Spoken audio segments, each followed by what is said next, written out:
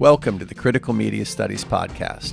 We're your hosts, Mike Rapici and Barry Falk. Dr. Rapici, good to see you again on this Tuesday evening. Barry, Dr. Falk, good to see you, sir. How are we?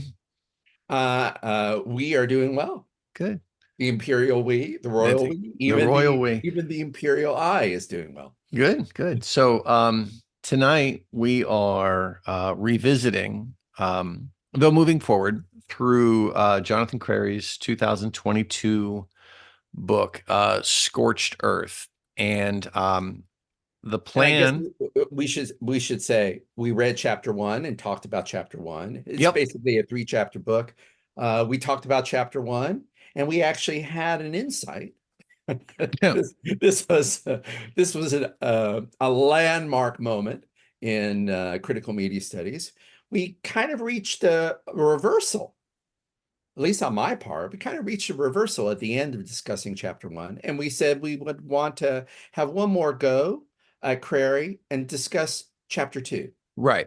And so the plan is going to be to see if we can recapture some of the glory of our discussion from chapter 1 and bring it into chapter 2. So what we're going to do is just a quick gloss of the discussion from last time. Though if you haven't heard the episode, I think Barry would agree with me that it's probably worth a listen. It was a good conversation that sort of took us through Crary and some of his arguments, and he had some really useful, and interesting, I think helpful terminology in terms of couching his argument. So the plan is to spend the first few minutes just sort of quickly glossing where we were, what we were thinking in relation to Crary, his main term, and where we ended up in relation to his main term and his mode of argument. And then using that momentum to propel us into chapter 2 and to see what we can see there. So I think the central term that we really dug into was this idea of the internet complex, what he calls the internet complex, which for us is really, or as we understand it, is sort of the infrastructure behind capitalism in conjunction with the internet and how digital capitalism functions. And that might I just thought of it. Yeah. Perhaps would digital capitalism be a good synonym for the internet complex? What do you think? I think that I look at capitalism in the way I imagine what you've just said is I see that as a verb, and there are a lot of noun components to this as well. I don't know if that, I didn't mean to go to make this a grammatical problem, but capitalism is a noun, isn't it? But it's the his problem. Yes, but his problem is that it's the practice and enactment of, and so. That's okay. Well, go ahead. Use your friendly amendment. I certainly take it as a friendly amendment. That the internet complex is the practice of. Yes, I think maybe it's best to say this way. I agree with you entirely, but there's also a verb. How's that? Okay. Yes. So what's the verb? It is the action of. It is the enactment of capitalism, the practice of capitalism. So anyways, he has this argument about the internet complex, what he calls the internet complex. And the very, short version of this is he argues that we need to burn it down, that capitalism as it is being enacted on a global scale is burning down the planet, is killing the planet. Scorched earth of the title. It is unsustainable, and it is going to be the end of us all. And we basically let me just add along those lines in terms of trying to give the reader or listener some sense of the details of the book. One thing that's new in Scorched Earth that differentiates it from 24/7, although I guess there was a little of this in 24/7, but it's certainly kind of, I would say it dominates Scorched Earth, is that there's a new sort of focus on the ways in which the internet complex, as Michael was terming it, the ways in which the practice of the internet complex Mm-hmm. is literally damaging and destroying the planet. And his new emphasis is on the environmental catastrophe that he feels Yes. digital capitalism internet complex is bringing upon us. Yeah, he's this is not a purely technological Yeah, argument. it's I think not just like in 24/7, which is still a wonderful book and a wonderful description of the internet complex.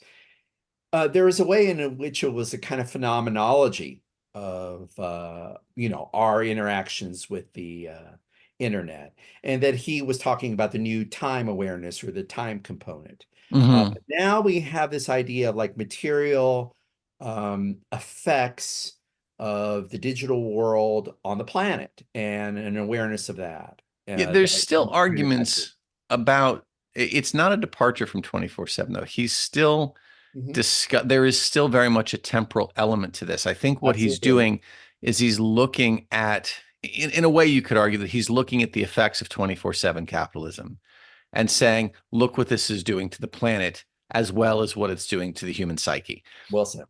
So anyways, I think it's important, and we've been hinting at this for the past couple minutes, that Crary's a smart fellow and he makes smart points. But we said there are problems that where we got to Where we was got to at the end of the last episode, I we said, think it was basically saying there are problems. And so, the first argument, I think one of the problems and his answer to this was, well, you can't burn it down because you can't burn capitalism and the internet complex down because what's left? And his argument, I think his response to that was twofold. Was one, you don't have a choice because if you don't, there will be nothing left.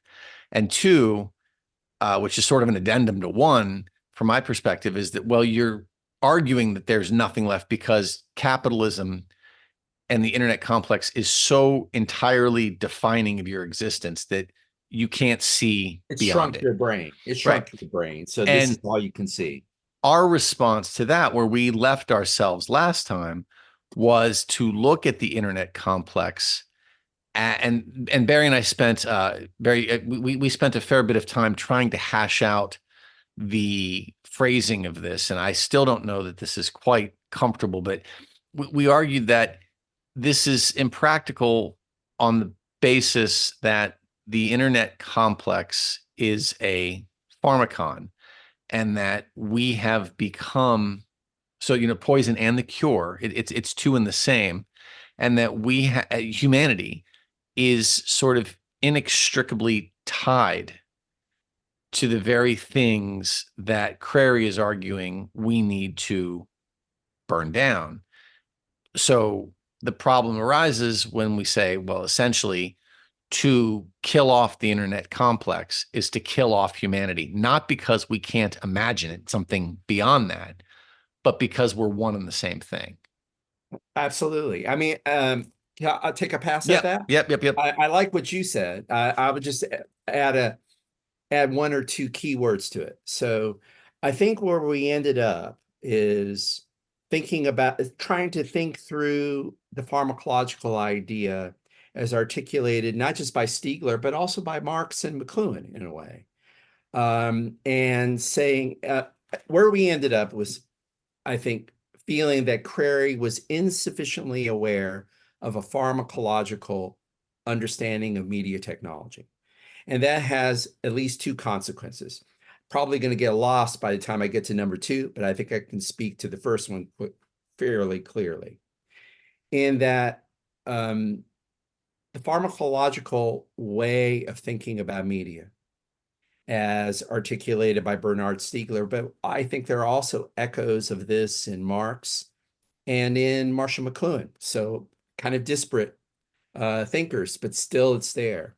This idea that, like it or not, even if we are in a very, very bad pharmacon right now with the internet complex, there's a sense we have that Crary's solution is to get rid of certain kinds of technology altogether. And in fact, he's even chiding us Hmm. for our inability to think To be able to outside the see it. technological, but yes, outside of the technological box. And so our pharmacological retort is, well and good. We may indeed be, and I think we agree, we're in a pretty nasty version of the pharmacon right now. Nonetheless, there is something ahistorical, and I'm trying to hit Crary where he lives, Hmm. and in saying that there's something ahistorical in thinking that one can get at the solution by bracketing off the human and the collective potentials of the human from technology, which is always, and this is the real meaning of the pharmacology of the pharmacon, it's always a dialectic. It's always a dialectic between poison and cure. In the new post-capitalist, and one way of thinking about this, and I'll say this, Michael, if you don't want to get on board this, I'll come and I might revise it, but cowardly. But I'll say Hmm. I might be a coward and revise it later. But I'll go on the record to say that even in a post-capitalist world, um, we would still have the problem of the pharmacon. That's one way of formulating our criticism of what Crary is doing. Maybe I'll stop right there. And I was alluding to a second point, but maybe that's all we need to talk about right now. This idea that if we have a pharmacological understanding of media, and we think that Crary doesn't, so what is our view of media? How's it different from Crary? Well, we're thinking that even in the post-capitalist world, which we might be cheering on along with Crary, but even in that world, we would still have to deal with the problem of the pharmacon, including some of the problems that Crary seems eager to bracket off or just wholeheartedly reject. I think that's where we left off. I think that's a good stopping point to jump into the chapter 2 as we want to talk about it. So we picked in chapter 2, well, we don't have time to talk about this, but I do, in fairness to Jonathan Crary and his achievement in writing a book, it's hard to write a damn book.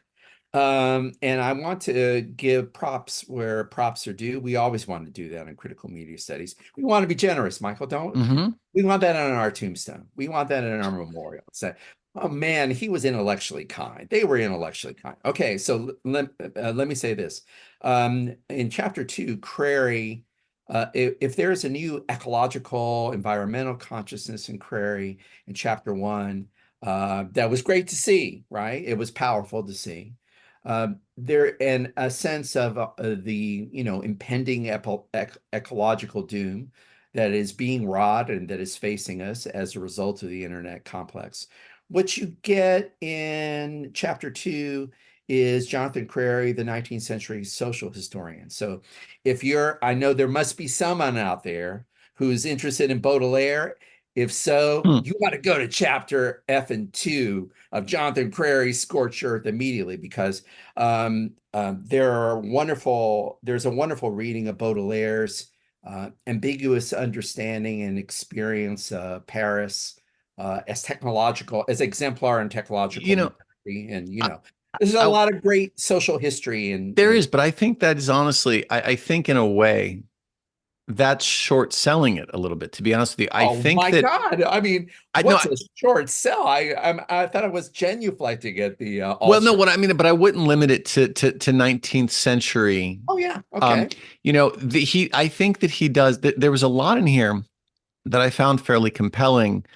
I took issue with chapter 1 and his insistence that we have to burn the internet complex down because, as we discussed, because of our position and the fact that the pharmacon is front and center in our minds. Um, but I did find his discussion here about the sort of co-opting of science and Oh, the, right, right, I mean, right, I found that very right. compelling. And And that continues, you're right, into the 20th century, right? yes, That's a and then story his, that begins in the 19th, but he's very carefully traces out into the 20th century yeah. And so that's what I'm saying. I wouldn't and say this beyond. is 19th century, Oh yeah, you're right. You know, and then his argument about, and we had discussed this earlier, but his argument about presentism and the way that the internet complex maintains its hold, its power position, hegemony, you know, how it functions is really an interesting and compelling argument. So I at least want to go on the record here as saying that, though I take issue with the burn it down argument, there's a lot here that's worth thinking about. It's Yeah. Well, I'm glad we both sort of lingered before I read this passage because I think um, doing um, we're doing our propers to Crary, but also, it's possible that when I read this passage and then we discuss it, um, we're going to find new sympathies. Maybe I don't want to say. I mean, the reason we singled out this passage to read is that, uh, full disclosure, this is a passage on social media near the end of the chapter that we're going to talk about. And full disclosure, I was encouraging Michael to discuss it in the episode because I feel this is an example of the bad pharmacological thinking that is in the book. Mhm. But, he's a good writer, and this is a very informed, and I agree with you, Michael. There's a way in which the historical argument kind of thickens in chapter two. It does. So maybe we're going to have unexpected reversals and moments of sympathy, even in the midst of our critique as I Yeah, read. your tombstone can say intellectually kind. Mine will say reserve the right to flip. So, I like. I want your tombstone, man. Um, all right, shall I go? Shall I yep, yep. proceed?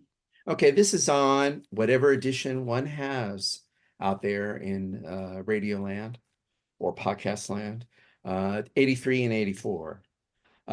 So this is Thus Spake or Thus Writes Jonathan Crary. During the last 5 years or so, I guess we should say this, and we probably already mentioned it, gave our listener, the audience, some sense of this, that he's coming out of a historical argument. And I think specifically the argument that you were mentioning, Michael, about this argument about the ways in which science and technology have become sort of intertwined so that science is no longer science and technology is no longer technology. It's all part of the internet complex, right? The capitalist infrastructure. But also, I Yeah. think, not necessarily that it's germane to this, but that it's no longer science and then technology, that it has become science and Oh, technology, that the internet oh complex yes, right, has right. co-opted them and merged them and and sort of, I don't want to say weaponized them, but weaponized them. No, I Yeah. think that's fair. According, I think Crary would say that's fair. I'm But I'm a walking I'm a walking distraction and no, segue no, right now. no. Let's Oh, well, they're very good. But I'm going to add a distraction. But trust me, this will only be a minute or two. Just filling in what you were saying about science, something came to mind. I had a colleague who was talking about science recently, and they made this great observation. Here was the observation. They noted that among scientists that they spoke to, what increasingly becomes difficult to fund. Listen to this complaint from scientists that I heard indirectly. It very much makes Crary's point.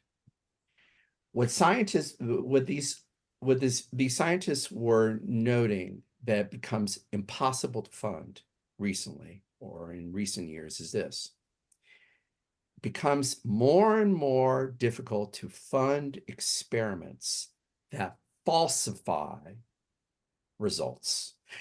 Well, no, I'm sorry, that create a standard. Here's what I mean. Scientific, that enough about, everyone knows enough, hopefully, about the scientific method, is that you have to run a lot of experiments to prove or disprove hypotheses. And so that one of the measures of good science, emphasis, good science, one of the measures of good science is, okay, I've ran this experiment 10 times. I've disproved my hypothesis. I can move on now to another hypothesis. But if you're a good scientist, You're thorough. you're thorough, and maybe 5 times isn't enough. Maybe it needs to be 10 times. Maybe 10 times is even enough. In an ideal world, if you're really wanting to do pure science, you will say it will be a more compelling claim if you say, I ran this experiment 100 times, and I know without a doubt that we need to move from hypothesis A to hypothesis B. So note, the internet complex, or whatever you call it, in this case, the academic university complex, which is a part of the internet complex, says, hey, Mr. Scientist, don't Three's enough. Don't you think 10's enough? Yeah. Hey, Mr. Scientist, maybe 5's enough. Let's not rock the boat. Let's move on to the next. Because it's all about what you just said. It's all about moving on to the invention. So this is development. Okay, so I'm glad we've lingered here, because this is a part of what I was trying to get to, right? Like, this is a very troubling. It's Crary. I've never read anything that he's written and felt good afterwards. But this is a very troubling but compelling argument about how the internet complex works. That we have used science as a means of accelerating production and of legitimizing production. Absolutely. Brilliant. And that is again, I think, and this is where, again, with 24/7, that is the name of the game. And this is what Crary's arguing is problematic, is there is no such thing as indefinite or eternal acceleration. But this is the argument about science as a part of science and technology.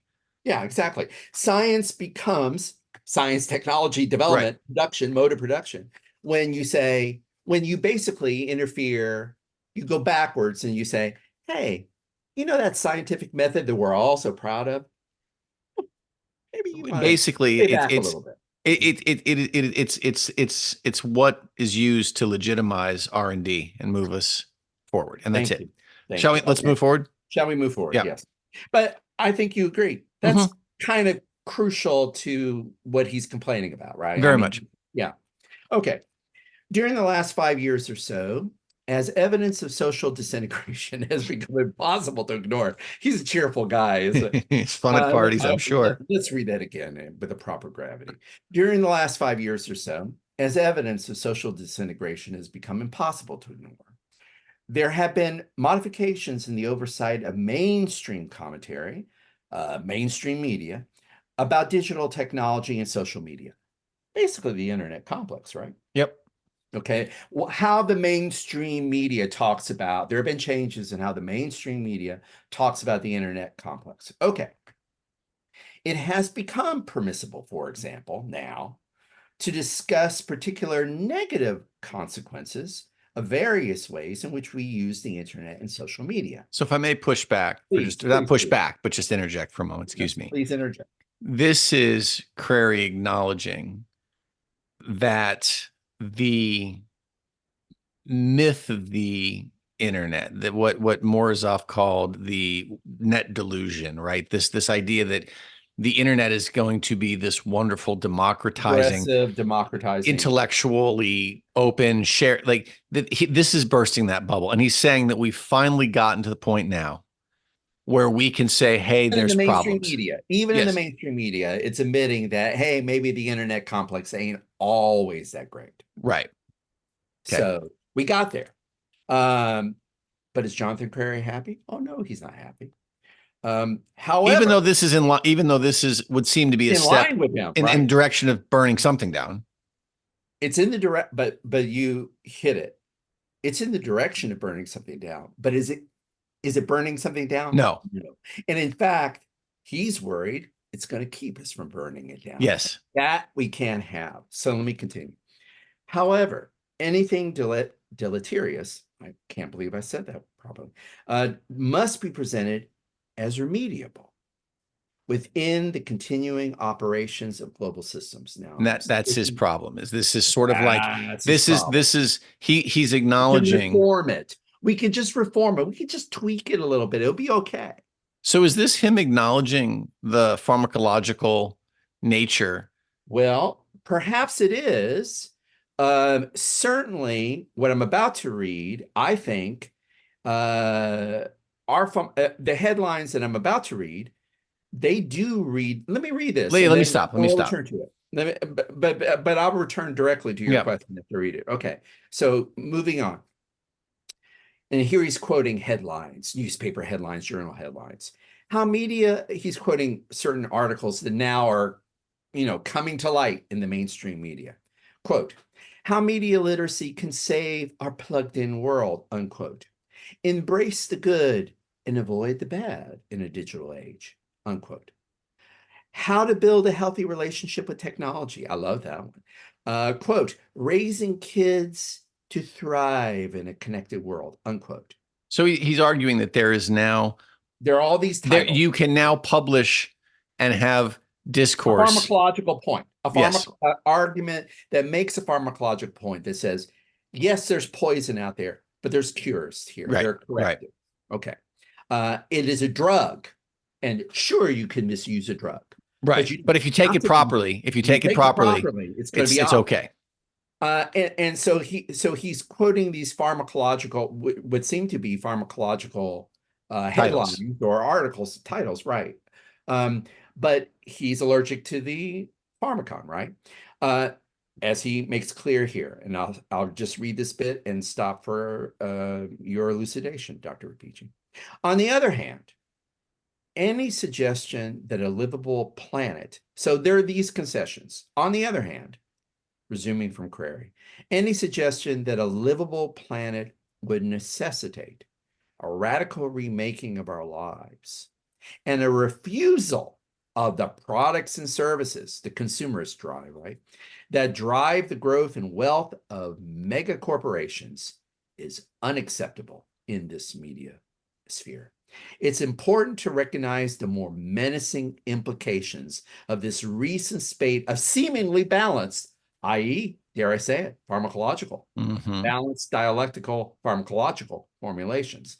Dangerous, though. Indirectly, they are a disavowal of the benign and egalitarian representations of the internet and a barely veiled warning that the internet complex, like every sphere of capitalism and activity in late capitalism, is a competitive space occupied by a few winners and a great host of losers. The resources and benefits accessible online become defined by scarcity. That is, they are no longer immediately on hand, available to anyone. Now, as indebtedness, job security, and unemployment intensify uncertainty and desperation, the revised message of the mainstream media, I threw that phrase in there, is that there are rewards obtainable on the internet, but they are on offer only to those who most fully conform to prescribed rules and market-based behaviors. Even for the diligent, of course, there is no guarantee of immunity from failure or disposability. Comments? Yeah. So as I read this, he's saying, okay, fine, we can talk about the problems, but we can only talk about the problems using this language, way, right? Yeah, in this little sandbox.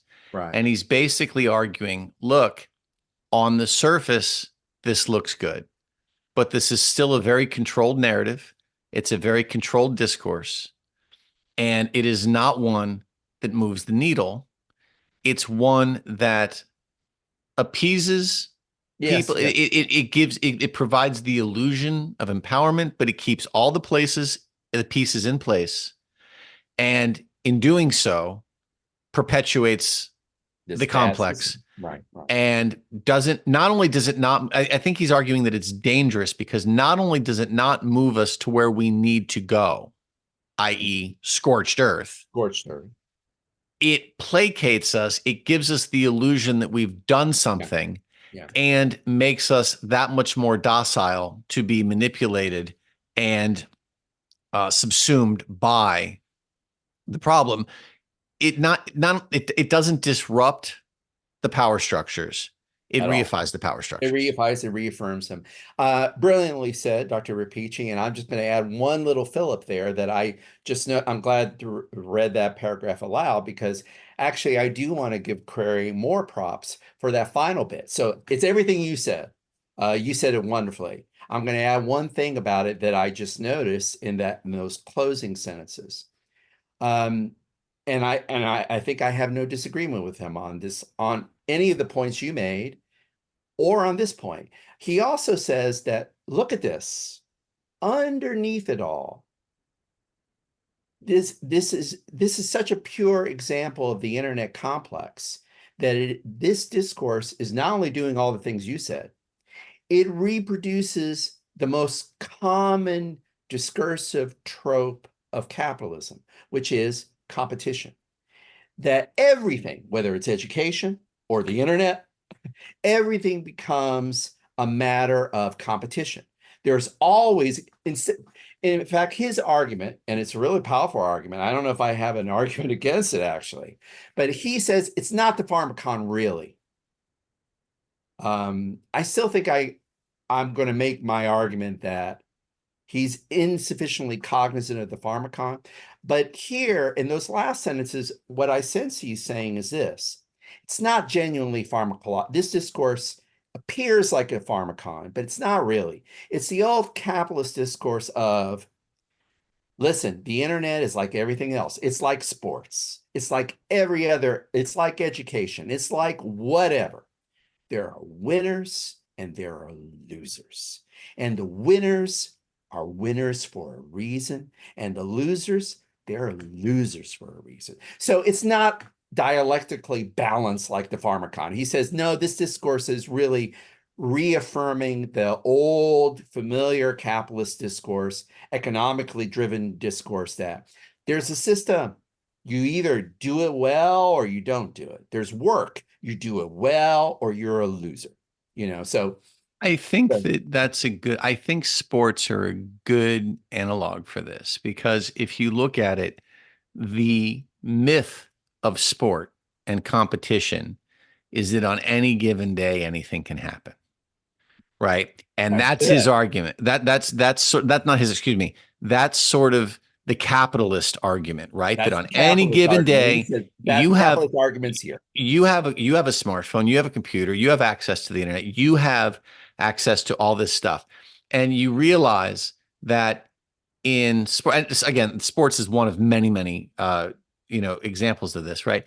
But though we both put the same number of players on the field or on the court, not everybody has access to the same quality, the same caliber, the structures are not the same, though the product looks similar. And so I think that that's right. And so the problem is for him, I think the issue that I take with this again is that this is far too black and white of an argument that he's making. This is all or nothing. Either you burn it down or you buy in. It's not dialectical. No. The pharmacon is dialectical. Now, I take his point, as you were saying, that this discourse appears to be dialectical and it's not really. I No. take that point. But Mhm. then I would say, Jonathan, maybe you're not as dialectical as you need to be too. I mean, but I'm struggling to resist him. He's a dangerous guy to argue with. He's really smart. Yeah, there's And just I felt you were going to say something there. I didn't mean to deter no, you. no, no. I had some a hiccup Also, that wouldn't happen.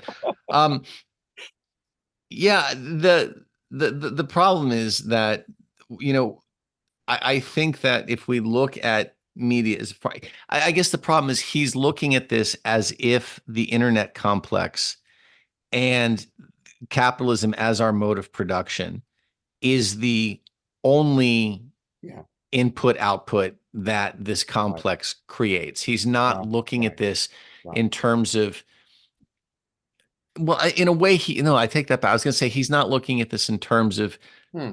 other flows of information and how things go. And I think the reason he makes the reason he's not is because he would argue that everything ultimately comes back to Yeah. capitalism, that there Yeah. is no aspect of our social applications Right.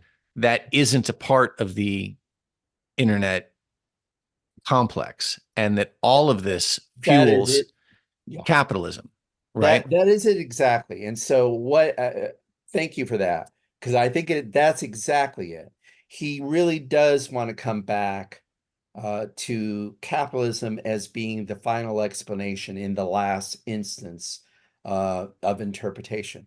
And what are we, and what am I trying feebly to put in place of that? What I'm trying with a great deal of struggle, because he's such a strong interpreter, but I feel what I'm trying to put up against that idea is a Stiglerian philosophical anthropology, an Mm-hmm. understanding of, and saying the philosophical anthropology that says that techne and human are the same thing. Yes. Uh, that I think is the final instance and not capitalism. Yes. So that one would, in a post-capitalist world, I'm bracketing off the question of whether he's right to want for a post-capitalist world. I think any reader, regardless of their political, if they're a fair-minded reader and they read this book, I think at the very least, they are going to be shaken by the force of his arguments against the ways in which the internet complex, as is implicated by capitalist technology. I think he provides, one could say you're wrong, but it's a No, powerful I don't. case against it. I But so our problem isn't with his anti-capitalism. no. Problem is with this idea that capitalism, in the last instance, explains the technological problem.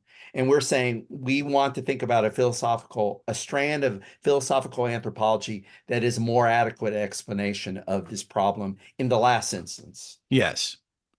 I think that's absolutely right. Basically, what it comes down to for me is the like how do we understand man's relation to Yeah, the tools? human's relationship to tools. Thank you. And